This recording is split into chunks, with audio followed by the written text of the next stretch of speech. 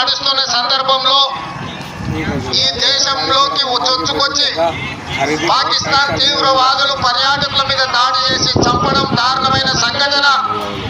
ఇలాంటి సంఘటనలు పునరావృతం జరగకుండా ఉండాలంటే భారత ప్రభుత్వం కఠినంగా వ్యవహరించాల్సిన అవసరం ఉన్నది.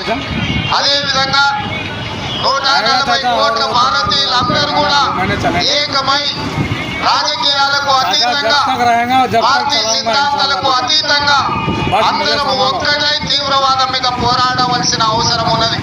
అందుకే ఈనాడు తెలంగాణ రాష్ట్ర ప్రభుత్వం అధికారికంగా ఈ కార్యక్రమాన్ని ఏర్పాటు చేసి అందరినీ ఆహ్వానించి భారత ప్రభుత్వానికి అండగా నిలబడి భారత ప్రభుత్వం చేపట్టే ప్రతి చర్యకు మద్దతుగా నిలబడాలి అని చెప్పి ఈ రోజు వేలాది మంది నక్లెస్ రోడ్లోకి వచ్చి భారత ప్రభుత్వానికి మద్దతుగా నిలబడి